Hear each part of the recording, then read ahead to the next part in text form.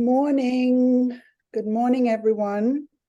Hi, my name is Joanne Butcher. I am a business coach. I have a company, Filmmaker Success, and we are dedicated to helping filmmakers raise money. So welcome to our podcast that we do. I always like to interview filmmakers and talk to them about how they built their careers. And one of the things that I find missing out there in terms of the information that's around for producers is how filmmakers made their first films, because somebody gets interviewed and they're like, oh, I'm on my 18th film, and how did you do that? And it's not very helpful for people who are just starting out. So I love to ask how you made your first films and how you got started. And so I'll be asking some questions about that today. So welcome everybody to Linda Palmer. And Linda is a filmmaker. We are going to find out all about how you started. I don't read a bio out on these things, but we just find out. I ask questions. So my first question that I always like to ask is, I'm sorry, I'm messing around here. I'm trying to get both of us on the screen at the same time. I have you on the screen, so you're okay. So my first question that I always like to ask is, when did you first know that you were a filmmaker?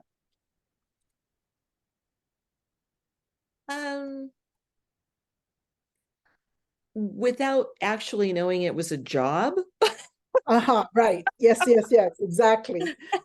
Well, that was probably in high school when we did a little film in one of we had like a TA class, teacher's assistant class, and it was with one of the I don't even think it was a theater teacher. I think he was like a chemistry teacher or something, but he basically let us go out and make projects, right?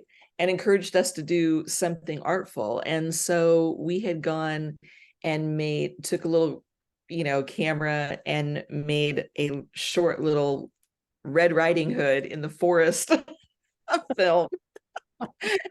And then we did another one that we did with paintings, and it kind of changed. So it started with the Sticks album. And then we kind of painted that to change, and it was very, very short, but you saw that album. Basically, a horse came through it, and then it had an eye in the horse, and then the eye blinked and blood dripped down and made a puddle by the horse. That was my first foray into anything related to film. So what you're telling me is you got into film sort of walking backwards into it. Is that right? Yeah. There wasn't, and I grew up in a town that didn't have really, it was a very, very small town, 5,000 people altogether. And so there wasn't like a lot of, introduction to film or anything like that. We had theater. So, that was something that I was involved in, but it wasn't until I went to school later on for college and I wanted to be a journalist that I realized I didn't want to be in camera and I wanted to be behind the camera. So I started just taking more courses, learning more about production, learning about screenwriting, and went about it that way. So you actually studied to be a journalist? Yes, I wanted to be a newscaster. Right. I don't know why I wanted to be a newscaster. I think what it was actually, I didn't want to be like the main person on the news. I wanted to be somebody like a traveling correspondent. Oh, yeah. And I think I wanted to do that because I wanted to travel more than anything. And, when I saw myself on screen in our classes, I was like, I don't really like the way I look. So I'm like, I'd rather be that person behind, pushing all the buttons or, producing, editing, whatever. So it was a gradual. So it sounds as though in college and even from the films that you made before, kind of by accident, that you got to see the different roles and then you were able to clarify. Yeah, absolutely. And I'm a huge proponent of actually if you want to learn film, make a film. I think that I did have a fair amount of college, but it was mixed, and it wasn't I didn't graduate with a film degree or anything. I took courses in production. I took courses in screenwriting. I took courses in finance and, post, but that was very smart of you. How are you so smart? Well, and I think this is a big part of it. I had some sort of sales job from very early. So being in sales, I think that really helped me be able to sell myself and sell ideas down the road. What I did learn though, because I was very good in sales and electronics. And so not working in the industry per se, I didn't see why people wouldn't take my call, right? I didn't see why people wouldn't listen to my pitch. and so, not having the knowledge, I think I just did things and I got a little farther than most people would, right? Also, you're just taught not to let no be a problem, right? And it's so interesting you're talking about sales because as I said, you were very smart to think about studying finance in school. I didn't think about finance until years later, right.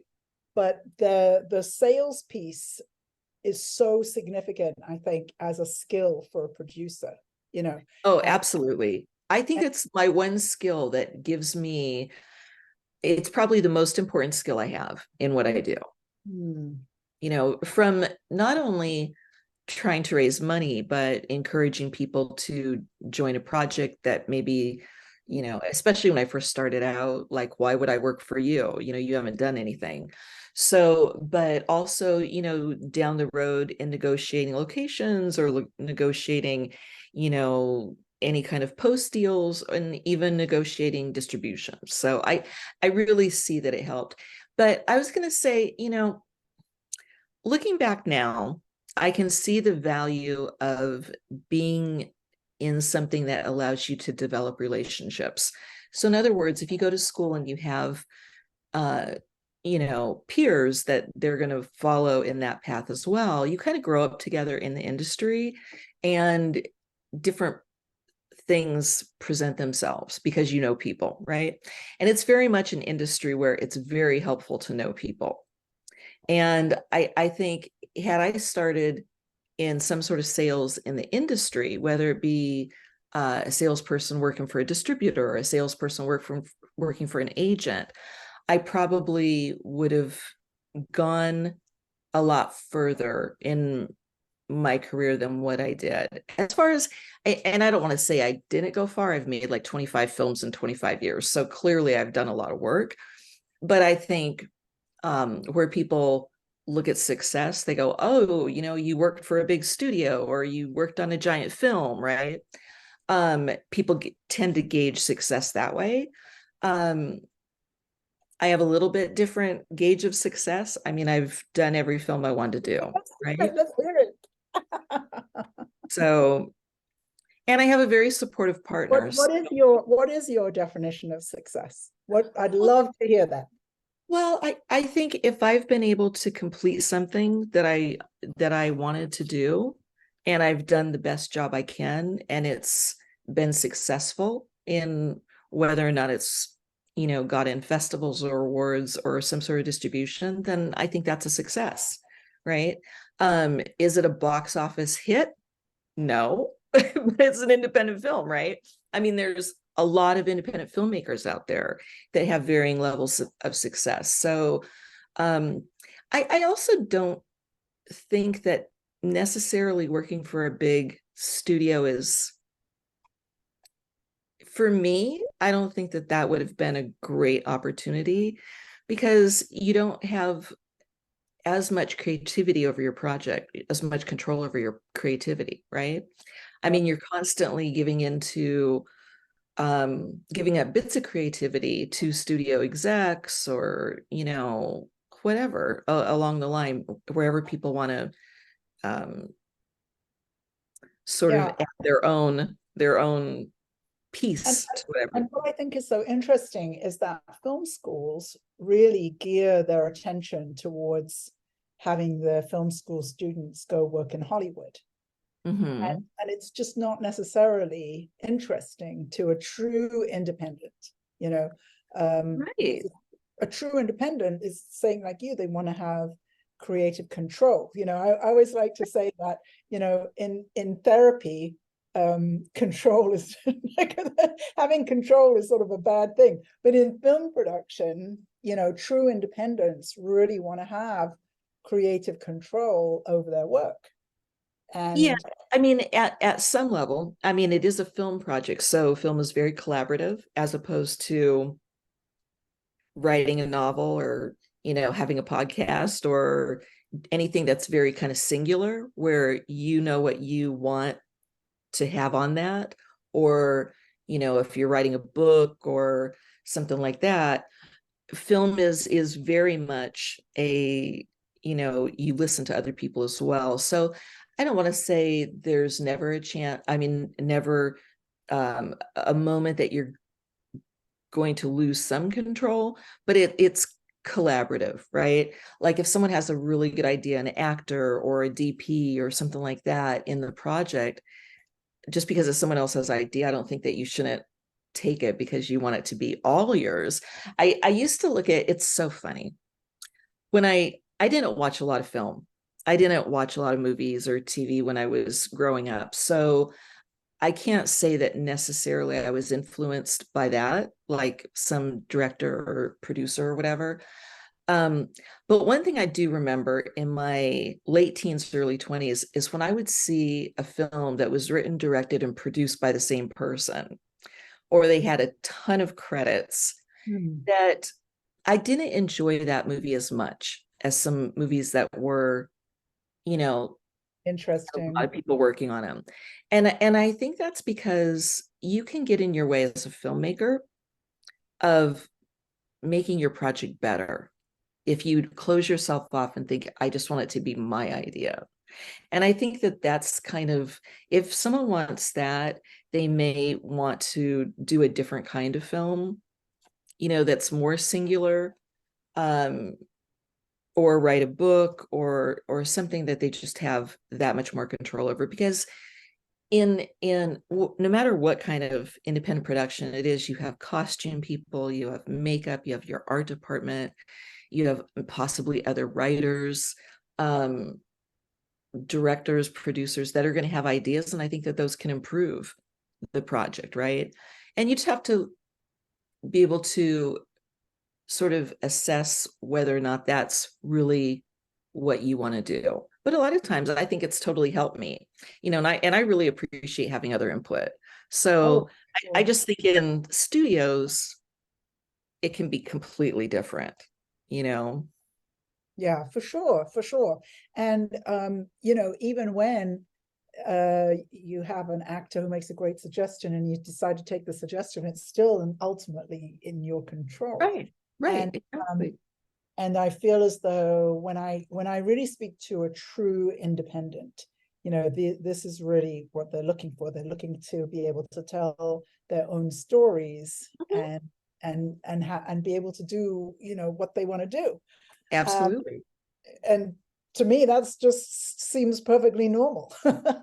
Right. So you left college. Given everything you studied, it sounds as though you ended up with a degree called undecided, but I would say I had well, I mean, I went to the 2-day film school, Dove Simmons 2-day film school, yes. did several I HF. haven't heard Dev Simmons' name for a I long know, time. but you know what, Dove was great. I think that was he probably was one of the biggest inspirations in what I did, because what he does, for anyone that doesn't know, is the first day he covers everything that you need to do in the film to get it in the can, and then the second day he covers from post-production to selling it and getting distribution, and he tells you how to do that with, if you have $5,000 or $5 million. And he's, I think one of the things he says that's really funny, and he's a line producer, he did a lot of work for Roger Corman, a lot of films. So obviously as someone that people should listen to, but he's like, you're going to write, I don't know, 21, 28 checks, whatever the number was. And he's like, if you write any more than that, you're not going to finish your film. Like, that is good to know. What was it you said? Whatever the number of checks were that he said, he's like, you need to write these 20 some odd checks. And if you write one more than that, you're not going to finish your film. Oh, I see what you're saying. Oh, so it's kind of like a way to control the budget. Control the budget. Yeah. No, Dove Simmons is great. And it's so funny because you just said, someone who you should listen to. But, I think a lot of people just don't understand the whole world of Dove Simmons and Roger Corman, who to me is such a hero because, again, somebody who is a true independent. I mean, prolific and a true independent. And I think if you look at their IMDb credits, they have hundreds and hundreds of films.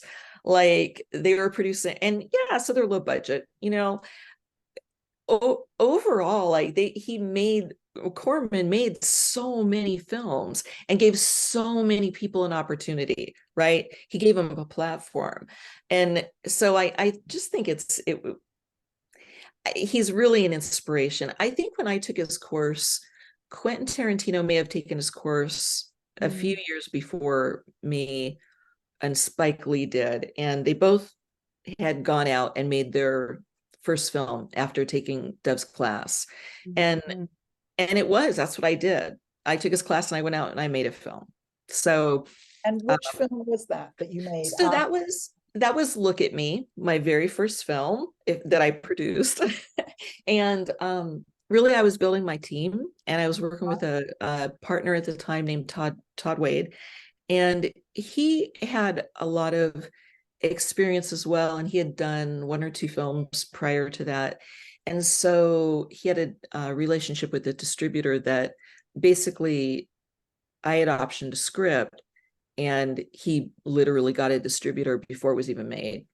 And it wasn't a good deal. It was a lousy deal, as a matter of fact. But the point is, we had, at the end of doing that film, we had two movies in every blockbuster in the country. So at the time, at least we could say, our film's a blockbuster, right? And it was every blockbuster. Was it a good film? Yeah. You can go look at the credits and sort of get your idea. But it was a low budget thriller. It was about a girl, a website model that was abducted by a fan, and he kept her producing content in his basement so no one would recognize that she was gone. And so it was really, she had to find a way to let her fans know that something was wrong without him knowing. So it had the ability to be a good film, but I think overall I learned so much on that. I learned I was a producer and a designer on it. My director at the time said that I was a frustrated director. And since I had never directed before, I'm like, well, what does that mean? What does that mean, a frustrated director? Anyway, it just meant I wanted more control. We'll get down to it. Yes. But I did a couple of films with Todd, and then I moved on. I did my own film. So Linda, I just really so appreciate your generosity in saying that it wasn't a particularly good film. Because I feel as though, I say this all the time. So I call my business Filmmaker Success. And one day I'm going to change it to second film. Because I really feel as though making your first feature is such a mountain to climb. There's so much to learn. And the lowest bar I set for my clients is that they get distribution. Right. Yeah. So, hey, I'll be totally honest, and I'll let you know, these days, we did that film over 25 years ago. We shot that film and completed it for less than $60,000. woohoo! So it could be done. I mean, and $60,000 then was probably more like 120,000 today, right? Double it. So, but still, that's not very much money, No, it's not very much money. And so, I feel as though often as a coach, I'm working with my clients to sort of, like you were saying, Dove Simmons, about the 20 steps, try to make it something that's manageable, because people often want to make their first feature and win an Oscar at the same time. It's Right. like, could we, I actually have somebody right now that we're hoping her film will be that country's best foreign film Oh, entry. nice. But she Good. had made documentaries before, so that's cheating. Right. It wasn't really, but it's her first fiction feature. But if I try to have it that we get the film made, we raise the money, we get the film made, we get it into distribution, that's enough, and Right. then people get into film festivals and all kinds of other things happen as Mhm. well. That's great. But those are my goals, like, and also to deliver the film without being in debt. Right. I mean, that's important, so yeah, so I look at that. There's people from that film that I went on to work with on many films after that. Wow, And that's awesome. so for me, the most important thing was for me to learn, like I said back, when I started, I think it's more important to make a film than to go to school. At the time, if our budget was $50,000 or $60,000, that was what it was to go to school and, try and get a film degree. And Right. I felt like I had learned a lot. I had a film that was sold, that we were making money with, and plus I did, I had a team that I would go on to work with. So that was what was important to me then. Yes. Yeah, I love I'm sorry to keep interrupting you, no, that's all right. but the thing about building a team, one of my favorite filmmakers is John Sayles. And he said after he made his first feature film, he realized that he had to either learn how to raise money or get a new set of friends. Yeah. I say all the time, well, I also mentor people. I just recently wrote a book called Shooting for the Stars, A Film Producer's Journey. And it really is it's the way I make films. I do the same thing every film. So 25 projects, I've done the same thing. And this is what it is. I put it out there. But, I've shared film tips. I've had Patreon pages. I have a website where I, share information, and I mentor people. And ultimately, it's great to see that something I'm offering them helps them make maybe a passion project. So I totally identify with what you're doing, Joanne. I think it's great that you offer those services and that you're able to give people more of a chance to finish their film without debt, get distribution, be proud of it. It's really important. Yes, and that first feature is such a mountain for people. I definitely have to get your book, Oh, because thank you. I think that film producers, the reason I do this podcast is because I feel as though it's so rare that we ever get to hear from film producers, especially anybody who's willing to talk about their first film, Right. oh, my latest film with Tom Cruise or whatever it is. Right. So because every filmmaker has to sort of learn how to climb this mountain if they want to Sure. be 25 years down the road and still making movies. Right. I have a book coming out January the 1st called Getting Your Film Funded, Produced, and Distributed Globally. And Oh. and a lot of it is also talks about the places that filmmakers get stuck. Right. The first feature is definitely a place that people get stuck. It really is. I think my first chapter is choosing the right project, right? And it's just really, there's so many different things you can do for your first project, but I think that people need to be realistic about doing something they can do and getting over that, and then increasing the challenges in future projects. So, I think I specifically say, don't plan on making, your sci-fi $10 million film your first film. Like, that's just really difficult. Right. You could make even a short of your sci-fi $10 million film and just see how that goes. So yeah, I think it's really important that people be realistic Yes. and with their expectations, and also know you're going to make mistakes. And there's everyone has, I think one of the other thing that stops filmmakers is they keep trying to make it perfect. So it will stop them in editing. It'll stop them maybe in production where they're filming and they're like, oh, that scene just wasn't right. Okay. I mean, depending on how not right it is, you might need to move past it. Right. And I just see people get stopped and they're like, oh no, it's just really important that it's this. And it's like, well, it's not really that important. If it was that important, you're not really looking at the big picture, right? Having someone experience the whole film is the big picture. Yeah, it's so sad. I call it the clench when filmmakers just get stuck.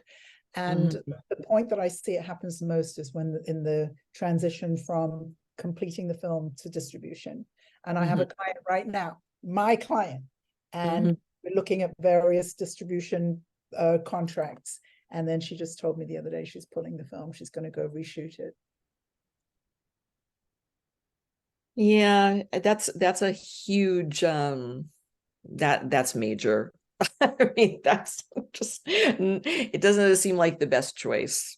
No, there's always another film, there's always another script to write, there's always another, possibility. And but I think that, I don't think I've ever said this before, but just listening to the way you said it, that knowing you're going to make mistakes is sort of like making compromises.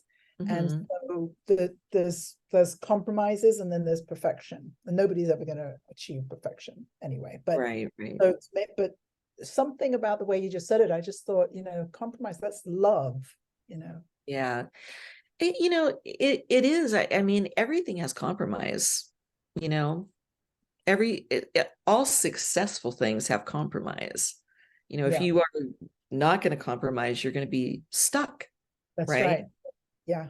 So, if you compromise, there's really never going to be that end product. Right. And also, something that you think is really important may not make a difference to everybody else. You might just be using that as an excuse, right? Because you're afraid of many other things. I had a partner once that we were trying to raise money and do a film, and there was always something that held it up. And I finally figured out what held it up. He held it up. He was afraid to do it.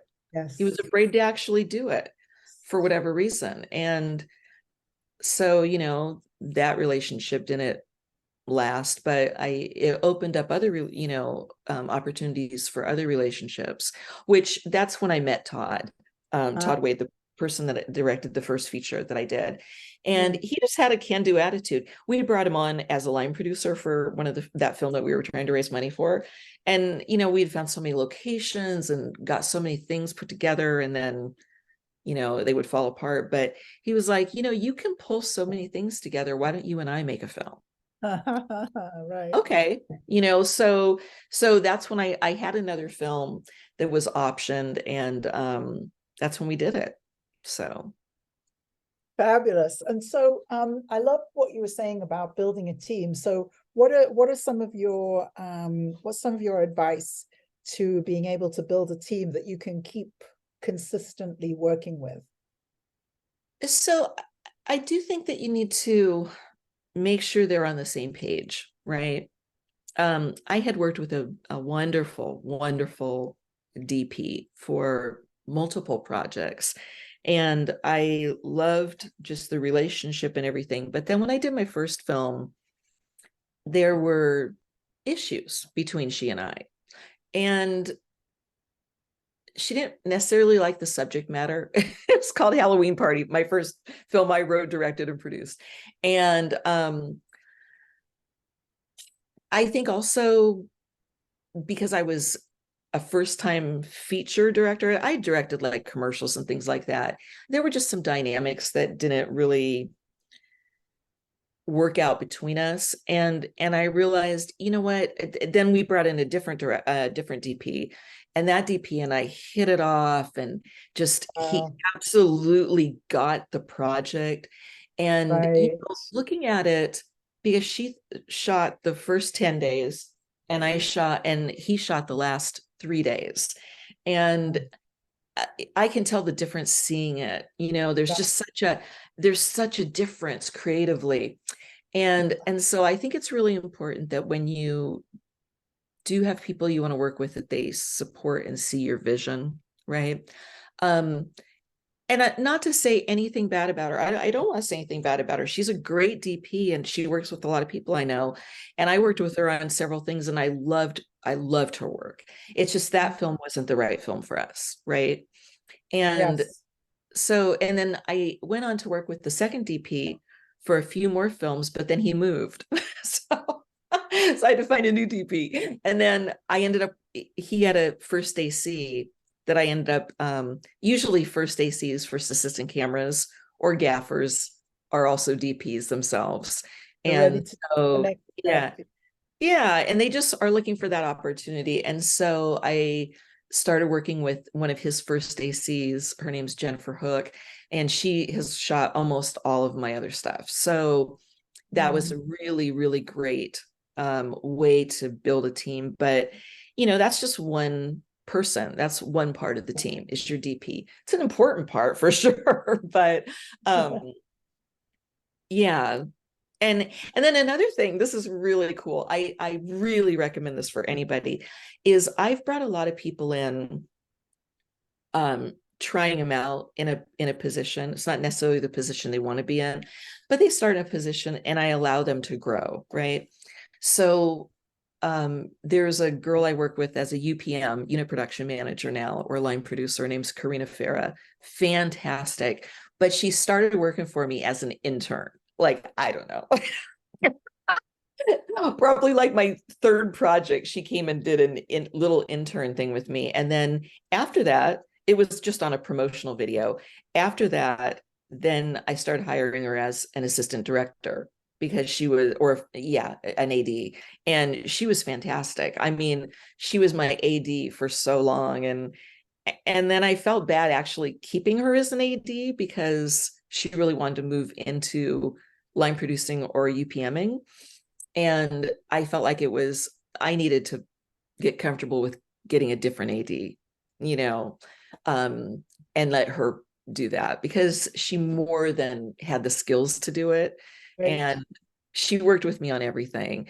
And then again, you know, another position, my editor, he was a college student. He had moved out to California from North Carolina.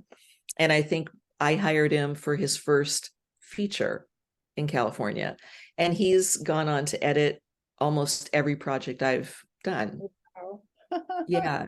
So for, you know, team building, that's how I've gone about it.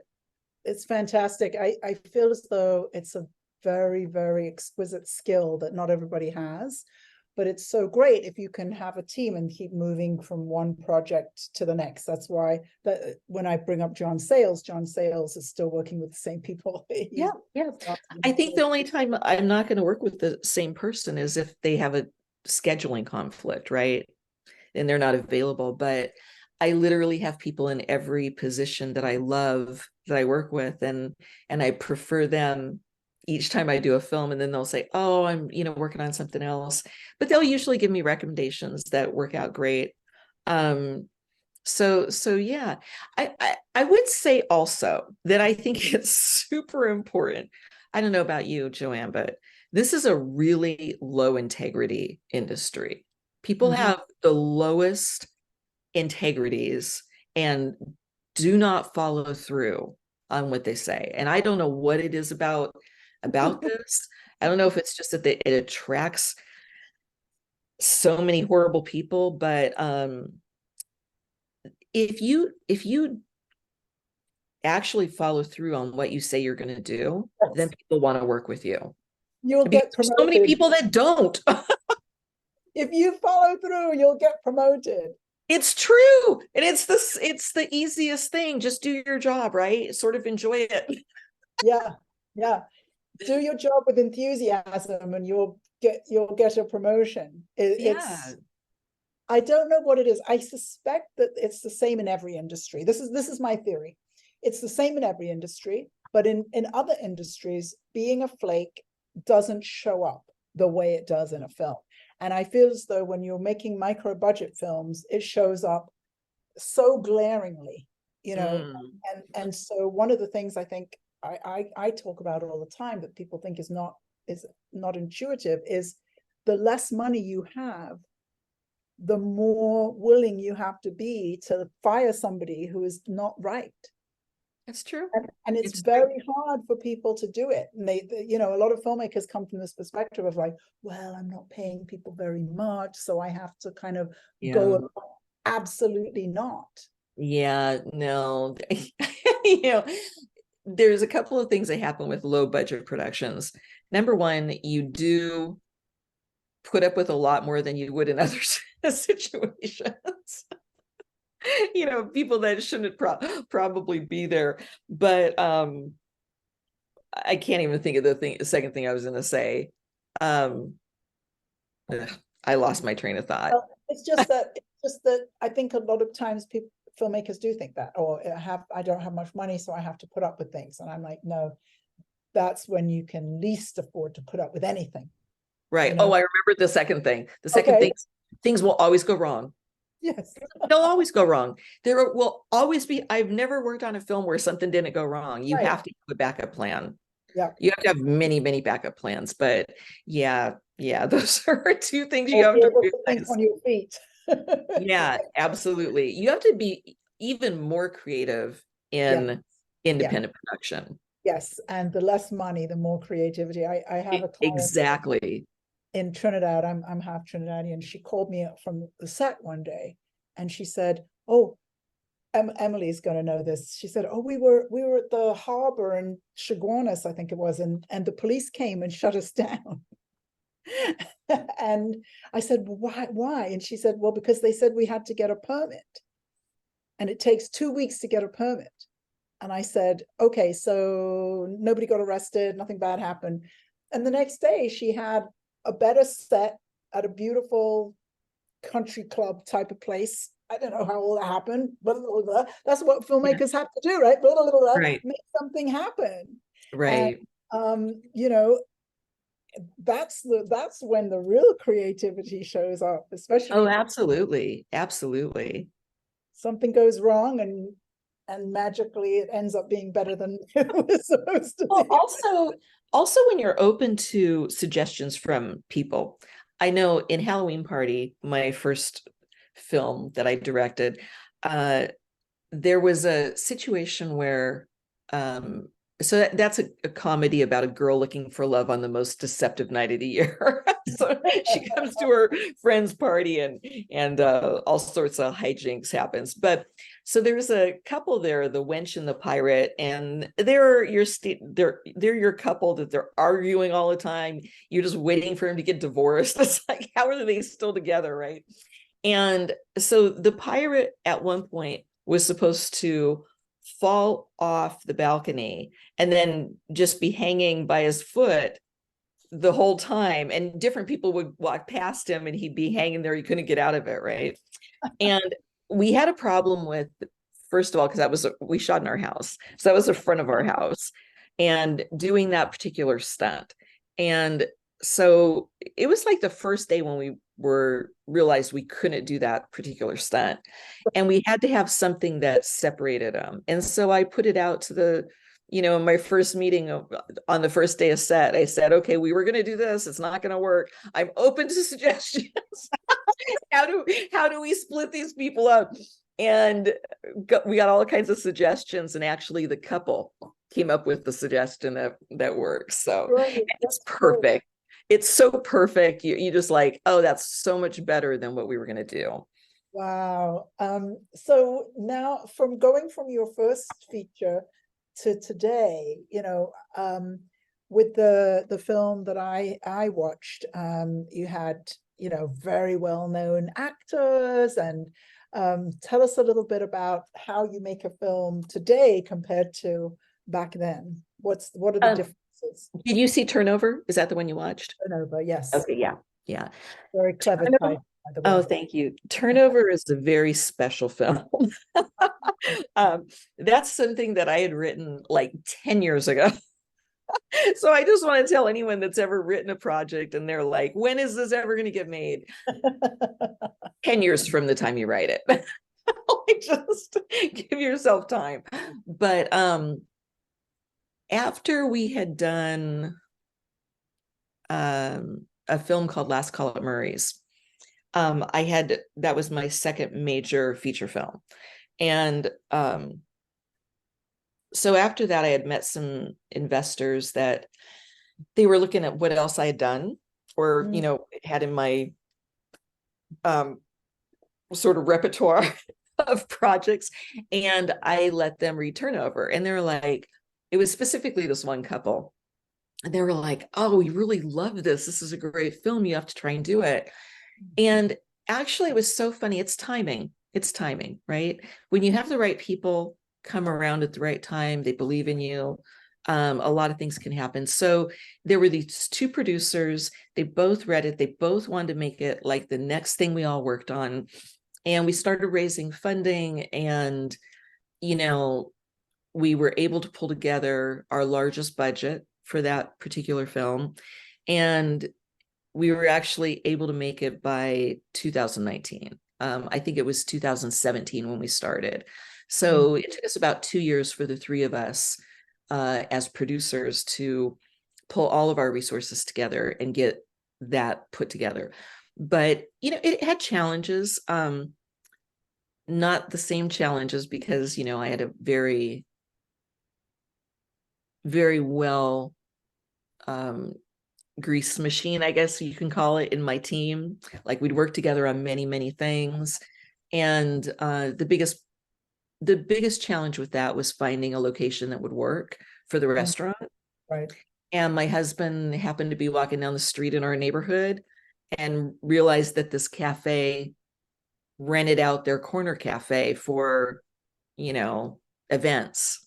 And so we contacted him and said, could we rent it for 2 weeks? And they gave us a really good deal. Again, it goes back to that sales. I talked to the general manager of that restaurant, and it was funny because in the script, the little French cafe is just down the street from a Mediterranean cafe, which it turns out to be like there's sort of a rivalry between them. And so the main business was a Mediterranean business. And so when they rented their corner cafe to us, they were open to us changing it. They let us actually go in and paint it. So like there was a lot of change to make it look different, but obviously we had to bring it back to what it looked like. So they got new paint out of the deal. Yeah. They got a brand new clean restaurant because, when you're a film team, like they'll take everything apart, right, and then put it back together. And the people we had in there cleaning were so specific. They were literally cleaning restaurant appliances down to, I don't think they'd ever been that clean. Right. So anyway, it turned out to be a good thing. Another funny thing challenge for that was, the sailing scenes. Mm-hmm. Okay, so that's a big part of it, to establish the owner is a sailor. Yeah. And so the only day that we could do that sailing scene was this one particular day we picked. The day before that, the fog had rolled in. There's no way we could have gone out. And the day after that, it was so windy, we couldn't have gone out that day and had our drone operator work at all. So literally the only day we could have done it is the day it worked out. So can you tell everybody what the log line is of that film? It's about a restaurateur that basically has a new staff, compliments of his old manager, that is completely wrong for the business. and he has to choose whether or not he's going to keep them and keep the business open, or if he's going to close the business down. And it's really about how they change his life. They change every aspect of the man's life. And, you know, it's a really diverse group of people. We have 2 actors that have Down syndrome. We have a lot of deaf actors in it. So we had a lot of support from those communities. Oh, how wonderful. Yeah. And it was such a magical experience. So many things went right with that. I'm going to actually go back to what you said earlier about working with actors, and like they might make suggestions. Paul Guilfoyle, who is the from CSI and lots of other amazing films, plays the lead in that. And he's the restaurateur whose life's changed. But he read the script and he loved it, came in and had a meeting with us where he talked to us about the story. You know, at this level, you're not auditioning people like that. You know, we had put a breakdown out and his manager expressed interest that he might have interest. And so he did read it. He came in and he talked to us, but he was saying there were some things that he would be interested in having a conversation to further develop the character. And I'm like, yeah, sure, I don't care. So he and I actually worked through some of the things that Peter was going through. And I think that through his insight of it, it turned into a better story by listening to him. Right. Wonderful experience. Yeah. He was really great at that. So I think that another place that filmmakers get stuck is in trying to, on the one hand, increase their budgets, but then getting blocked from being able to find name actors like Paul Guilfoyle. I'm glad you just said his name because I would never know how to pronounce it. But so how did you bring him onto the film? What's your secret sauce to bringing on a wonderful name actor like that? Honestly, in all of the stuff I've worked on, my casting director put out a breakdown. And in the breakdowns, you get lots of submissions, right? And so we've got submissions from a lot of recognizable talent. Now, you know, you might get submissions and then they're only interested if they're paid a certain amount, right? So they're not really going to do it because you don't have X number to pay them. But sometimes you find someone that falls in love with it, right? So the first time I had a chance to work with a celebrity was in my short film, Our Father, which is about a family taking care of their estranged father who has dementia. And it's a very powerful role. It's based on a true story in our family. And it's really 2 main characters, the son and the father, and it all takes place in a bathroom. And there might be one or 2 extra shots that are memories that go back to an even smaller bathroom. But anyway, so when I did that and we put the breakdown out, we actually got quite a few submissions, but Michael Gross from Family Ties and Tremors was submitted. And we were like, oh, wow, it was someone totally different than I had thought of. But he is such a fantastic actor. And so he wanted to meet me because it's a challenging script, right? And so we were talking. A very challenging script, beautiful. Yeah. Film. So we met, had lunch, and he was telling me how much he loved the story. He and his wife had taken care of her mom, who had dementia or Alzheimer's, and so she had lived with them, and they had firsthand, you know, experience with that. And so he really felt like he wanted to do a project that was strong in homage to his mother-in-law, right? And so when we were talking, I said, well, is there anything that you feel like you would change or want changed? And he's like, and I'm very open as a writer, you know, after I'm done with it, I sort of take that hat off and I'm open to suggestion, you know, if it's right. And he goes, I wouldn't change a word. Wow. He goes, it's perfect. It's perfect. And I'm like, wow, I never expected that. And he goes, okay, no, there's one word. I would change one word. It was so funny because it was a word that needed to be changed. And it's because it was a word, I used a word that's more common today to describe something. And in the 50s or 60s, that word was not used for that. There was a different word for it. And so he goes, just timing wise, he goes, that word wouldn't be a word that he would use. He wouldn't use that word in this description. And I said, you're absolutely right. That is not the right word for it. So it was so funny. Like when you open yourself up to trusting other people that they'll bring something great to it, they really will. That's fantastic. And I wonder if Paul Guilfoyle took the role because it was so many layers to the role. I mean, I always just say actors want to act. Mm-hmm. Yeah.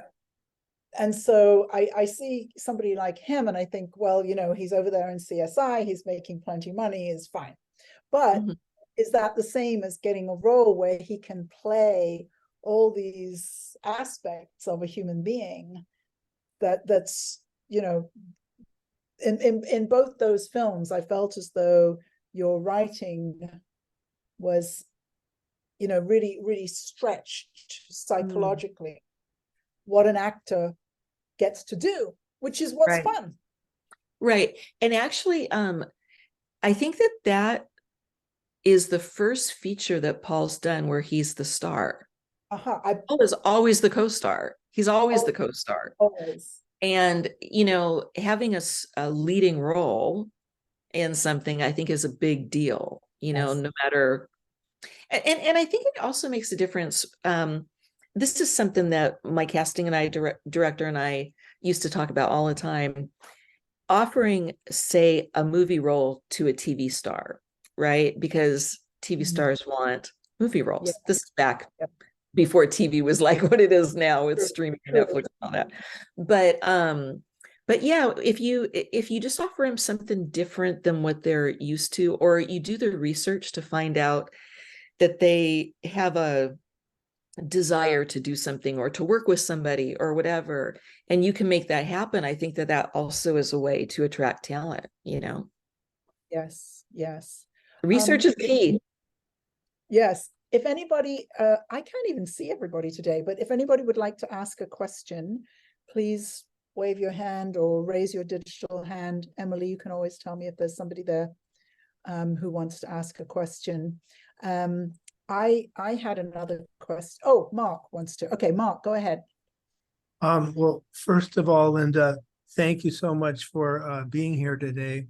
I really am inspired by your story. And as an independent filmmaker, I'm wondering how you go about funding your films and how that's changed over the years. So the first, and I talk about this, I have a chapter 8 of my book is all about film funding. And one of the big things I say is you have to be comfortable with whatever the range is that you're trying to raise. If you are trying to raise $10 million and you've never raised 100,000, it's going to be very difficult for you to get there, right?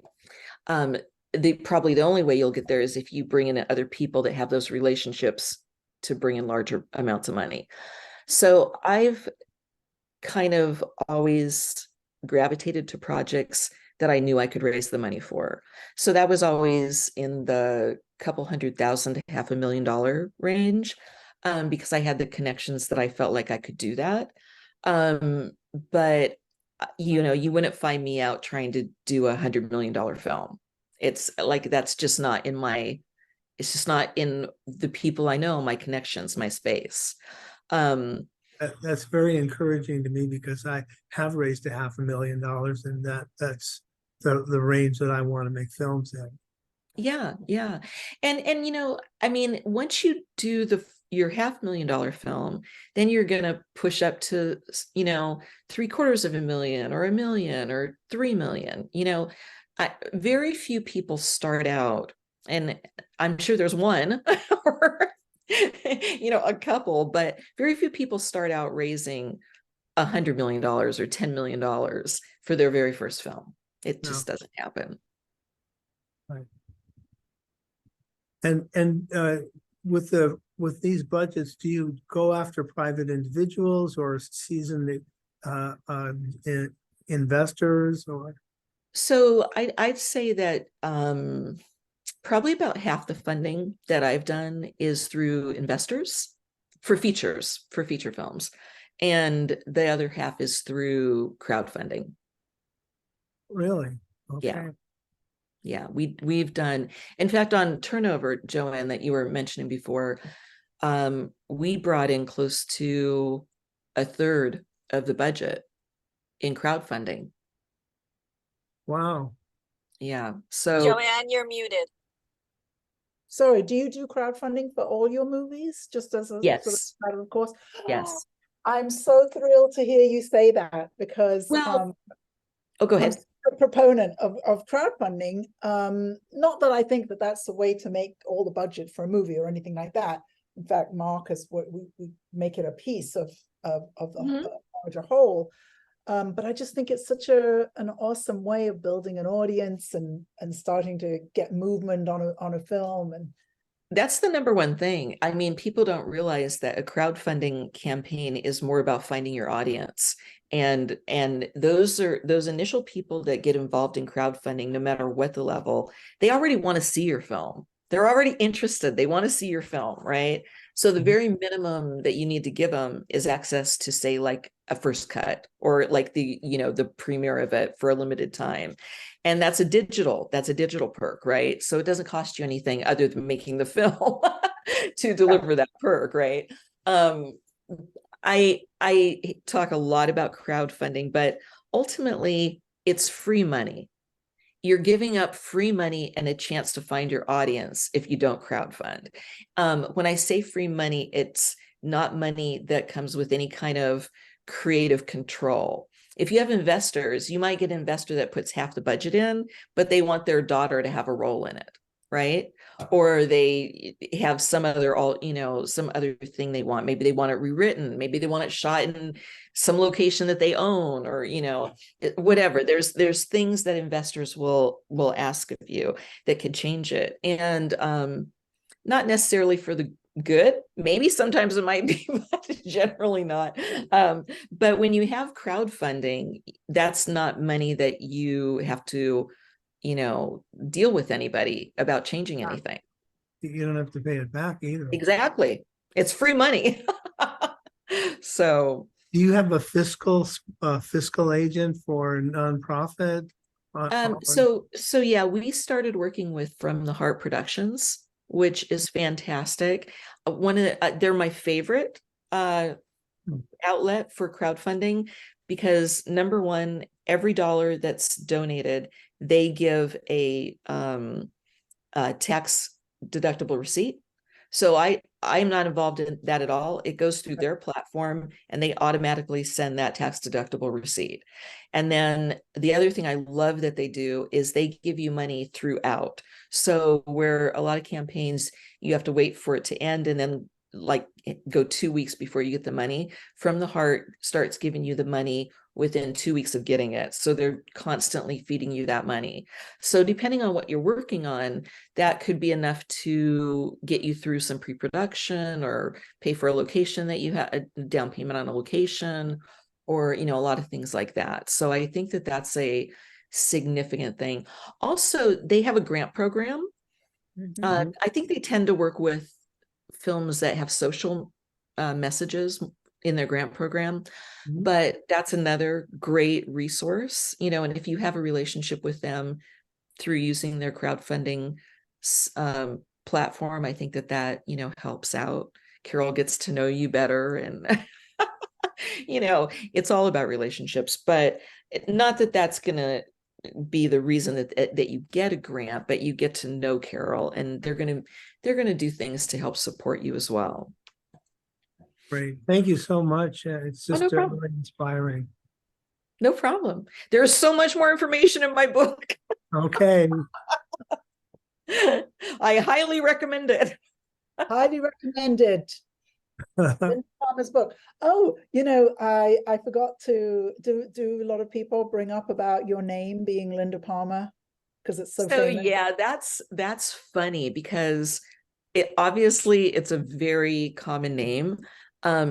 On Goodreads, just for instance, there's a Linda Palmer there, so my book is actually on her page. But you're probably referring to Linda Palmer in the industry, the other producer. And No. oh, so Linda there is another Linda Palmer. She did like Garbage Pail Kids and a lot of television. And she was a teacher, a screenwriting teacher at UCLA. So a lot of people are like, "Oh, I took your class from you at UCLA." I'm like, "No, it wasn't me. That was the other Linda Palmer." Now, of course, I'm not going to remember the show, but anyway, Linda Palmer is one of the characters in a show. Oh, you're thinking of Laura Palmer, Twin Laura Peaks. Palmer. Oh, it's not Linda. Oh, okay. Laura Palmer. Yeah, I Laura. got that too. Yeah, no, that's fun, but it's, the challenging thing is the worst part of having a common name is the situation with Goodreads, right? Where there's another author and I have to like go through all the processes to change that, and it's just hours worth of time, which I still haven't done it. So anyway, it's a little bit like having on IMDb and having the same name as yeah. But okay, so that's another thing now that you bring up IMDb. So one of the things in my crowdfunding campaigns is I always give credits, right? And I have a really big writing network that I've gone in and I've spoken to. It's Screenwriting U. I don't know if you guys know Screenwriting U. Oh yeah. Mm-hmm. Yeah. So Hal Crossman has brought me in several times, and I have spoken at many events for their students and everything. But over the years, Hal has shared some of my campaigns with his group, and it's a large community. So that one of the things that he's said is, you want to develop a relationship with producers, and one of the ways you develop a relationship is through building your own IMDb, building your own credibility, right? Yeah. And so a lot of his writers wanted to build their IMDb, and because I was given associate producer, co-producer, or executive producer credits, that helped them. And so they got to have that credit on one of my films. Right. And that also built up a long-term relationship with many of them, where they initially got to know me through that, but then they would contribute to more than one campaign, more than one project. And I have people that have gone from contributing $250 in on a short to contributing $2,500 to $5,000 as an investor on a film later. So a lot of that is just, again, you need to follow through on what you say. If you're building a crowdfunding campaign, it's really important that you follow through on the perks and just doing what you say you're going to do. And as you do that, people just start getting they have a lot more faith in you. Yeah, it's interesting. Everything that you've been talking about today, I think, is all about relationships. Mm-hmm. Talk about film as being such a relationship industry. Right. Really, what you've been saying at the end about getting into the world of investors is it's all about relationships. Right. And take an investor from one film to the next, or a crowdfunding donor from one film to the next. It's all part of being a filmmaker, being a producer, and building your community. Right. And the only way you can build it is if you always follow through. So right. One other thing I'd say, and this kind of goes back to, I just sort of realized that this was probably a path. So like I said, I wanted to be a journalist at one point.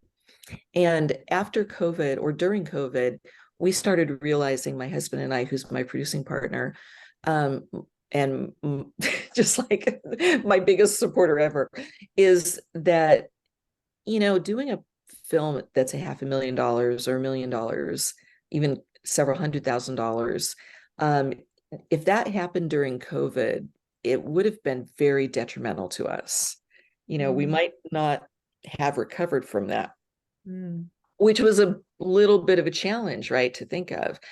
And so during COVID, we started thinking about other things that we would want to do that would allow us the same sort of creativity. And so we really looked into the documentary space. We were watching a lot of documentaries and invested in buying a Blackmagic camera and sound equipment, lighting equipment, and actually editing our own things. And so literally what that did, going through the school of YouTube to learn how to turn on the camera, how to do all this stuff, was we ended up becoming better filmmakers, right? And so we shoot a lot in the documentaries with the Blackmagic, but also with our iPhones, because the iPhone technology is just incredible, right? And so now we're doing a documentary series that we have like 2 episodes in post and 2 we've released. It's called Halloween Obsessed. And really, it really talks about all aspects of Halloween. And we do a deep dive into, you know, various aspects of it. So, you know, that's kind of where we're at now, you know, slowing down a little bit. I think your episode is really about filmmakers' lifestyles, like, you know, and I think, you know, now we just want to do things that we want to do. And we have relationships with some distributors that we can get that series, you know, placed, but it's also something that we can do when we want to do it. It's something we're doing because we love the holiday, and it's just, we learn so much more and we get to know so many more people in a space that we love, you know. So I think it's kind of interesting going from wanting to be a journalist or that sort of filmmaker to being a documentarian, you know. It's very similar. Yeah, but it's funny that the title is Halloween Obsessed, because then it goes back to your first feature, right? No, not yes. Well, if you knew us really well, we are total Halloween fanatics. We got married on Halloween. I was a corpse bride. He was a corpse groom. Oh my gosh.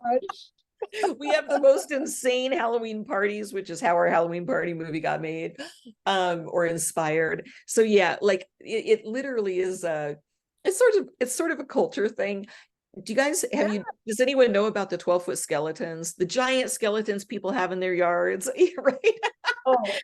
So we have our 12-foot skeleton. These people and the people they have those 12-foot skeletons, there's even a group for them. It's like there's actually several groups, but it's literally a thing for people to like have their 12-foot skeleton up all year long, and what you do to entertain people with your 12-foot skeleton.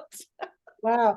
No, it's so fun to listen how you get so lit up talking about Halloween, and then why not make a series about it? Why not make a documentary series about something that you absolutely love? What a great idea. So here's just an idea, right? So the first one we did is the misconception of witches. So it's Halloween Obsessed, the misconception of witches. And that's really a conversation with 4 modern day witches, right? And talking about what it's like to be a witch and what their craft is, right? And then the second one is called Halloween Obsessed Haunted Attractions. And that's really about all of these attractions that are out there that are like little haunts. Some people have like a little yard haunt you can walk through, or some people have a home haunt where you can walk through part of their home or their backyard. And then all the way up to like just a huge professional haunt. We interviewed the #1 haunt in America, which is Field of Screams in Pennsylvania. And they have 35 acres of haunted attractions. So they have hay rides, they have all these different things. It's almost to the point, it's like a theme park at Field of Screams, right? And then the next one is about paranormal. So there's so much that we've done in interviews for paranormal that we split it. And so the first segment deals with It's like living with the paranormal. So it's medium, psychic, seers, that sort of thing. And then the second part is the paranormal investigators, the people that are going out and they're investigating, trying to find paranormal, right? So yeah, I mean, there's so many different subcategories that lend themselves, right? And they're about 40-minute episodes. So yeah, it's just a lot of fun. We gotta have fun. It's like that series Supernatural that went for Right. I don't know how many seasons, but it makes sense. Anything about paranormal, I'm in. Right. Well, it literally is such a popular thing. Obviously, there's so many shows about paranormal experiences. So that'll probably be our most popular episode. Yeah. Oh, how fun. I just love the idea of making a doc series about something you just love so much. Right. Well, honestly, we had to do that because we were like, if we're going to try to learn how to be a cinematographer, like at least run our own camera when we've always hired someone to do that. And editing was the worst because neither of us are really editors. And, you know, my husband would say at any given time, he's about 2 minutes away from throwing the computer out the window. Oh, I've been there. I have been there for sure. Yes. But Linda, thank you so much. What fun to meet you and Oh, get thank you for having me. work and your book. Thank you. I'm gonna get. Yeah, we have to stay in touch. This was really Absolutely. I would love to hear more about what you're doing. I did see your film. I watched the yellow wall, or is it the yellow wallpaper? Yes, yeah, yellow wallpaper. One I of my- actually thought it was really well done. I saw some of the comments on it, but I think that people probably were thinking it was more of a horror film and not really a psychological, like just the psychological breakdown of a woman, right? But I thought it was really well shot and very well designed. Design is one of my favorite things to do, but I love the design in it. Was and I'm not so much a horror fan, but I'm certainly a fan of what I think of as real horror. Right. Which is what that was, real horror. Yeah, right. Thank you for watching. Thank you. We'll keep in touch, and thank everybody for coming and listening, and go out and make movies. Yes. Bye, everybody. Thank you so much. Bye. Bye.